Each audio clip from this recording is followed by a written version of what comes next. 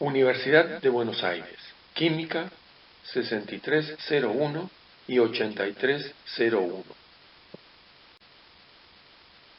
Pilas comerciales y electrólisis industriales. Pilas comerciales.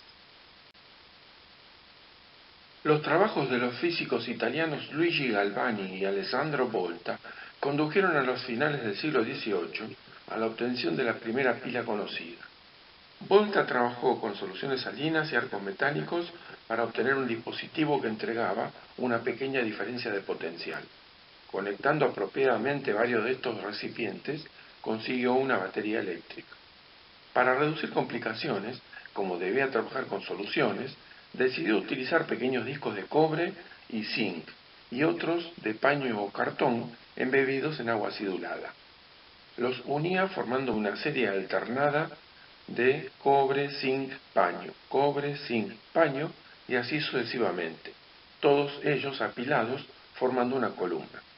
Cuando unía los extremos de la pila, mediante un hilo conductor, cerraba el circuito y obtenía una corriente eléctrica. La pila de Volta sirvió de impulso para los experimentadores en toda Europa.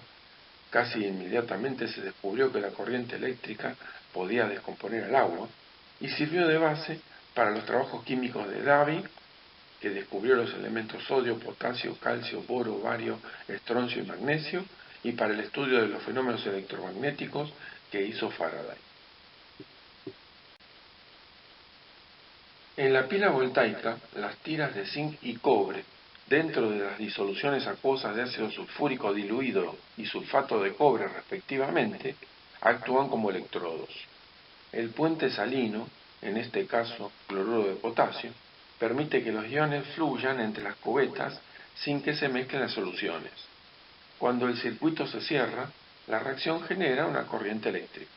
El metal de la tira de zinc se consume, oxidación, y la tira desaparece.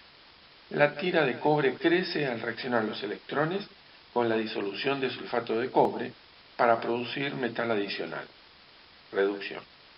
Si se sustituye la lamparita por una batería, la reacción se invertirá, creando una celda electrolítica. Las pilas primarias son aquellas que se agotan y son desechadas. Las pilas secundarias son las que pueden recargarse. También se las llama baterías o acumuladores. Las pilas primarias que se comercializan en la actualidad son las salinas de dióxido de manganeso y zinc con electrolito cloruro de amonio, tipo Leclanché, y las alcalinas de dióxido de manganeso con zinc y electrolito hidróxido de potasio. Dentro del formato tipo botón se hallan las de dióxido de manganeso litio, las de policarbón monofluoruro litio y las de óxido de plata. Es más difícil hallar las de óxido de mercurio. Las pilas secundarias que se encuentran corrientemente en los comercios del rubro son las de plomo ácido, las de níquel cadmio, las de níquel con hidruro de metal y las de ion litio. Cuando se desea aumentar la diferencia de potencial disponible o la capacidad de entregar corriente eléctrica, se pueden asociar las pilas. Los dos modos típicos de asociación son en serie o en paralelo. En serie, cada polo, A o B, de una pila se une al contrario, quedando libres el primer polo positivo y el último polo negativo, entre los cuales se produce una diferencia de potencial igual a la suma de las diferencias de potencial de cada elemento en particular. En el ejemplo de la figura se muestra que colocando en serie 4 pilas de 12 volt y capacidad 200 Ah, se obtiene un sistema con una diferencia de potencial de 48 volt y la misma capacidad de 200 Ah. En paralelo, se unen los polos del mismo nombre, A y B, y se ponen en contacto estas uniones, positiva y negativa, P y N, lo que produce una diferencia de potencial igual a la de un solo elemento, disminuyéndose la resistencia de la pila. En el ejemplo, se muestra la conexión de 4 pilas en paralelo. Se obtiene un sistema con la misma diferencia de potencial de cada elemento, pero con una capacidad aumentada a 800 amperes. En este tipo de conexión, si los elementos asociados no entregan la misma diferencia de potencial, se corre el riesgo que los que posean mayor potencial produzcan la electrólisis de las pilas con menor diferencia de potencial. También pueden emplearse sistemas mixtos de asociación. La batería de plomo o plomo ácido fue desarrollada por el físico francés Gaston Planté en 1859. Las baterías que equipan en la actualidad a los autos convencionales son versiones mejoradas de aquel trabajo. Una célula de la batería está formada por varias placas de plomo y de dióxido de plomo sumergidas en solución acuosa de ácido sulfúrico al 38% en peso. Dentro de un elemento habrá varias placas de plomo y otras tantas de dióxido de plomo, ubicadas en forma alternada. Con ello se logra aumentar la superficie de contacto entre las placas y la solución y disminuir la polarización. Las baterías diseñadas para entregar mayor intensidad de corriente tendrán más placas. Entre las placas metálicas se ubican los separadores de material aislante. Estos evitan el contacto de las placas de polaridad opuesta y el consiguiente cortocircuito en el dispositivo. Las placas idénticas se conectan entre sí por medio de colectores y entre esos colectores se obtiene una diferencia de potencial próxima a 2 volts. La batería clásica entrega una diferencia de potencial nominal de 12 volts, que se obtiene asociando en serie 6 elementos o células. Las reacciones que tienen lugar en el acumulador de plomo ácido son reversibles. Durante la descarga, en el electrodo negativo, el plomo metálico se oxida a catión bivalente y este, al encontrarse con los iones sulfato del electrolito, forma sulfato de plomo insoluble que se deposita sobre la superficie del electrodo. Simultáneamente, en el electrodo positivo se reduce el dióxido de plomo formando catión bivalente y agua. Como el catión también se encuentra a los iones sulfato de la solución, se forma sulfato insoluble que se deposita sobre el electrodo. La reacción neta durante la descarga consume plomo, dióxido de plomo y ácido sulfúrico para formar sulfato de plomo y agua.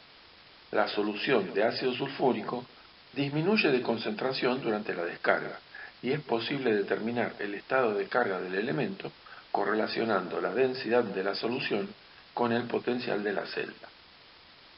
Conectando la celda a una diferencia de potencial externa opuesta, se logra invertir el sentido en el cual ocurren las reacciones.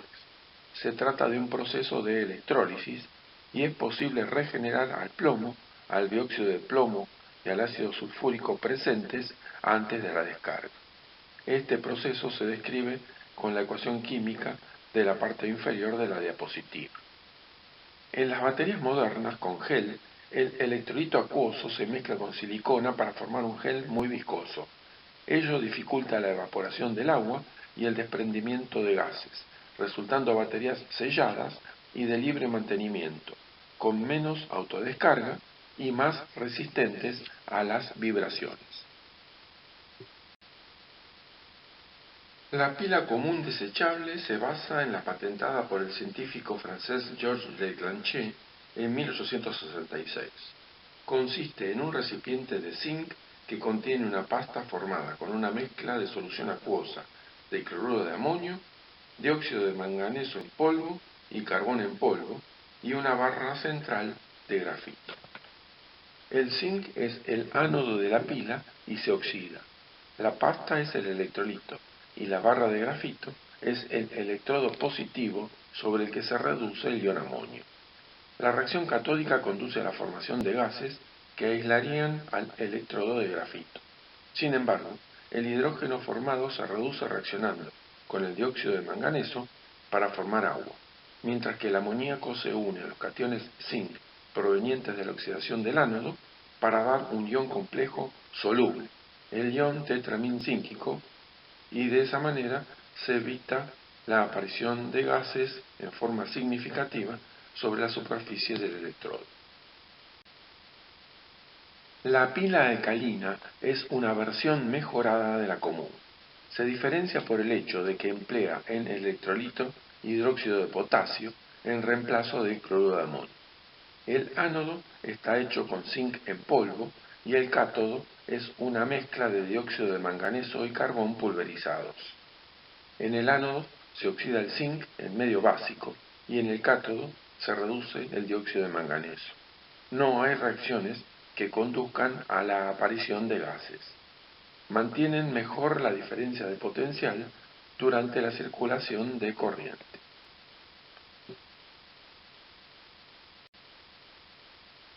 Las baterías de níquel con cadmio recargables se utilizaron ampliamente en los dispositivos portátiles. Admiten un elevado número de ciclos de carga y descarga, pero tienen el inconveniente de emplear cadmio, con el potencial daño medioambiental y para la salud humana que esto implica, y además presentan memoria, es decir, que si no se la lleva a carga completa en cada ciclo, va mermando su capacidad de almacenamiento de carga eléctrica. El ánodo de la batería está hecho de cadmio. El cátodo está formado por un hidróxido de níquel y se emplea como electrolito común una solución acuosa de hidróxido de potasio. Las reacciones son reversibles.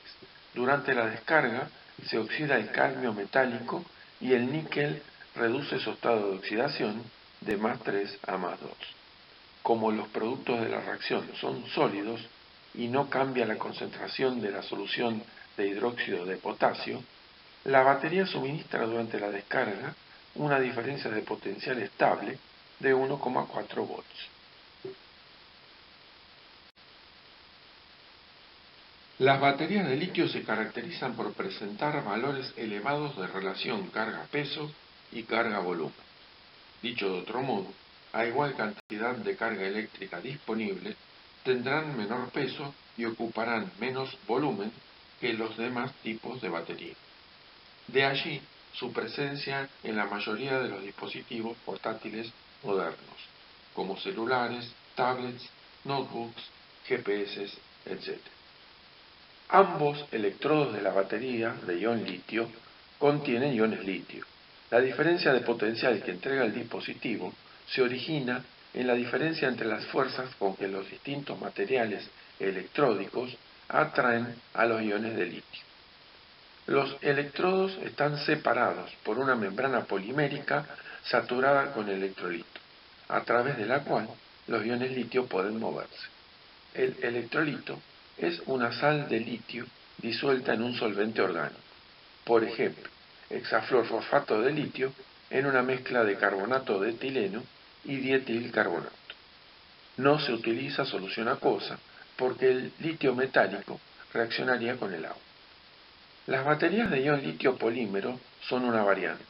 Se diferencian en que el electrolito está constituido por la sal de litio contenida en un polímero sólido, por ejemplo, óxido de polietileno o poliacrilonitrilo, y no incluyen ningún solvente orgánico líquido. El empleo de un ánodo de grafito cristalizado y un cátodo de óxido de litio y cobalto permite alcanzar una diferencia de potencial por celda de 3,7 volts. La figura muestra las estructuras del óxido de cobalto y litio y la del litio intercalado entre las láminas del grafito.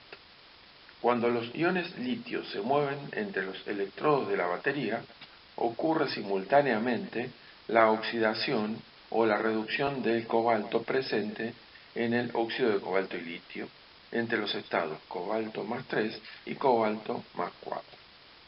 Durante la descarga, el cobalto se reduce y los iones litio provenientes del grafito atraviesan el electrolito y se incorporan al óxido con circulación externa de electrones desde el grafito hacia el óxido. Cuando la batería se conecta a una fuente de diferencia de potencial externo para recargarse, el cobalto se oxida y los iones litio migran hacia el grafito. Durante el funcionamiento de esta pila se oxida un combustible, por ejemplo hidrógeno, generando energía eléctrica en lugar de calor. Se evita la combustión directa con el oxígeno. Tomando como testigo el caso de la Polymeric Electrolyte Membrane Fusion, esto se logra alimentando el hidrógeno en el ánodo de la celda y el oxígeno en el cátodo, separados por una membrana electrolítica. El hidrógeno fluye hacia el ánodo de la celda, donde una cubierta de platino cataliza la pérdida de electrones de sus moléculas, dejándolo ionizado en forma de protones que fluyen hacia el cátodo atravesando el electrolito. La selectividad de la membrana impide el transporte de otra especie. En el catalizador del cátodo, a medida que fluye el oxígeno, se combina con los protones que atravesaron el electrolito y los electrones provenientes del circuito externo y forman agua. La reacción neta que explica el funcionamiento de esta pila es la reacción entre el hidrógeno y el oxígeno para formar agua. Los metales y el carbono que forman las pilas y baterías quedan en los residuos cuando ellas se desechan y pueden acarrear daños ambientales y a la salud humana si no se disponen adecuadamente. En la tabla se resumen las características de los elementos más utilizados en las celdas galvánicas y sus efectos sobre la salud y el medio ambiente. Se observa que algunos afectan al sistema nervioso central, SNC, otros son carcinógenos, otros se acumulan en los órganos humanos o afectan a la sangre. Por otra parte, pueden causar esterilidad en los suelos o contaminar el agua, los cultivos o el aire. Electrólisis industriales. La descomposición electrolítica es la base de un gran número de procesos industriales de fabricación y extracción de materiales en la industria. Comúnmente se electrolizan soluciones acuosas o masas fundidas. Son ejemplos de electrólisis en solución acuosa la producción de hidróxido de sodio y cloro y la refinación electrolítica del cobre. Como ejemplos de electrólisis de masas fundidas podemos mencionar los procesos de obtención de magnesio, de aluminio por el proceso Hall y de sodio por el método Downs. Estos procesos presentan una demanda intensiva de energía eléctrica. Por ello es fundamental contar con una disponibilidad abundante, continua y económica de ella, resultando decisivo para cualquiera de estos emprendimientos. Generalmente se emplean grandes equipos rectificadores para transformar la corriente alterna comercial y poder suministrar la corriente continua que requieren las plantas de electrólisis. El hidróxido de sodio o soda cáustica y el cloro son importantes insumos industriales. El hidróxido de sodio se utiliza para la elaboración de celulosa y papel, plásticos, vidrio, artículos de limpieza, para el tratamiento de agua, en los procesos metalúrgicos y petroleros, en la producción de hipoclorito de sodio y en muchos procesos más. El cloro se emplea, entre otras cosas, para la obtención de compuestos orgánicos clorados, como blanqueador en la industria papelera y textil, para la obtención de compuestos inorgánicos como el ácido clorhídrico e hipocloritos, en el tratamiento de aguas, para la elaboración de fluidos refrigerantes y productos de limpieza. La obtención del hidróxido de sodio y el cloro tiene como subproducto el hidrógeno. Se trabaja electrolizando salmueras tratadas para eliminarles la dureza. Los procesos industriales conocidos emplean celdas electrolíticas con diafragma, con cátodo de mercurio o membranas ion selectivas. Las celdas con diafragma se están dejando de usar por su menor eficiencia. En las celdas con membrana se hace pasar una corriente eléctrica por una solución acuosa de cloruro de sodio. El cloro se desprende en el ánodo porque allí el ion cloruro pierde un electrón y se oxida a cloro gaseoso. Si el ánodo es de carbón, que no reacciona, el cloro se disuelve en el agua hasta formar una solución saturada y finalmente escapa en estado gaseoso. La membrana es ion selectiva y solo permite el paso de los cationes de sodio. En el cátodo se reduce el agua, queda libre el hidrógeno y se forma la soda cáustica.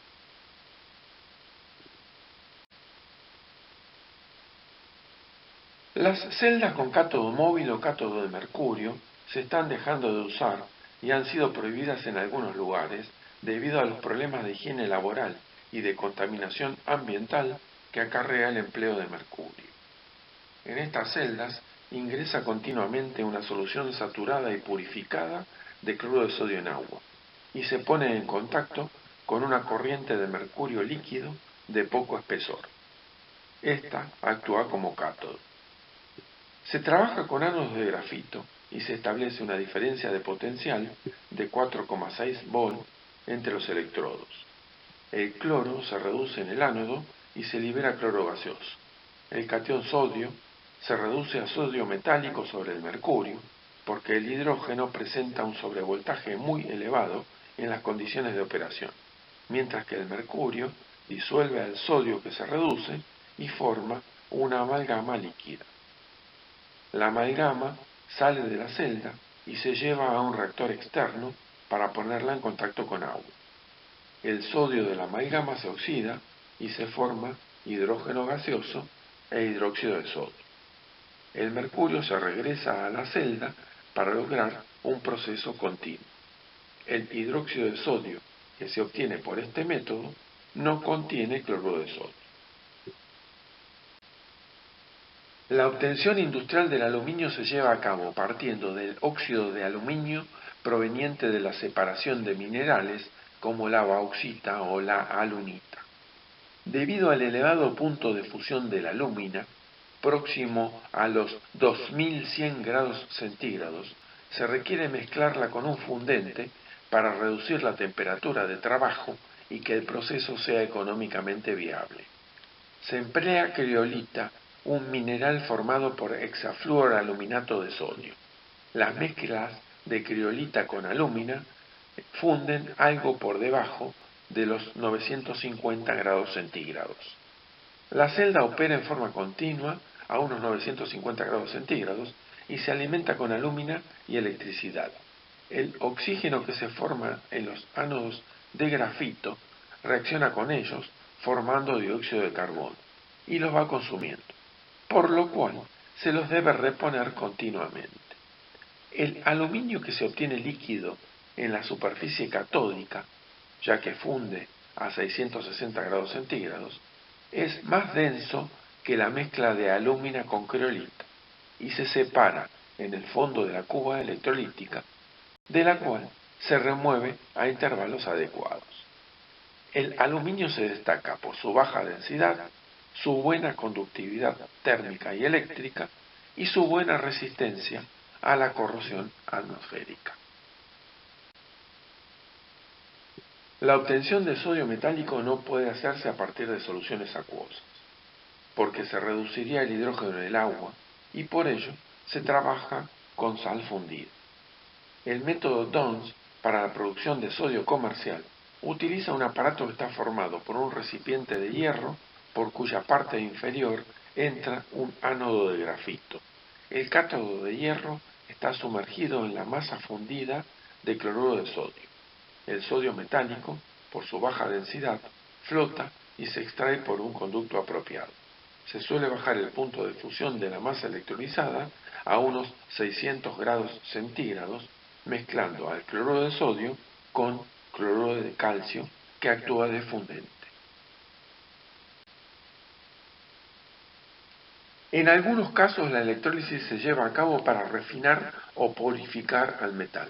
Es el caso del cobre, del plomo, del estaño, del oro y de la plata.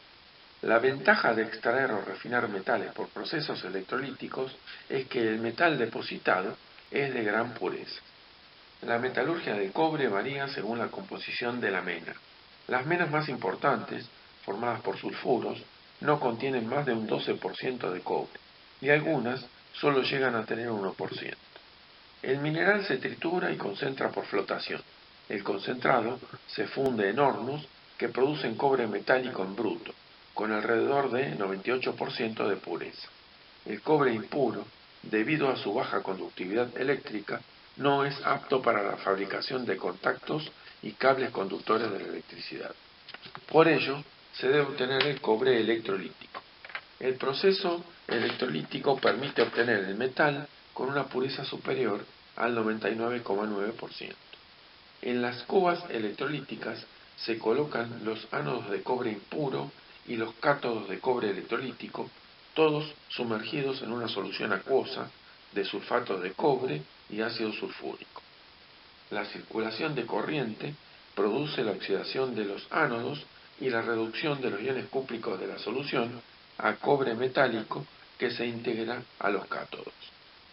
De los ánodos se desprenden las impurezas que sedimentan en el fondo de la celda formando lodos. Los lodos anódicos contienen plata, oro y otros metales valiosos que se comercializan para mejorar la rentabilidad del proceso. En la diapositiva se muestran las ecuaciones químicas correspondientes a las reacciones que ocurren en la celda. Los ánodos se oxidan y se consumen pasando el cobre a la solución electrolítica como catión cúprico. En los cátodos, los iones cúpricos en solución se reducen formando cobre metálico.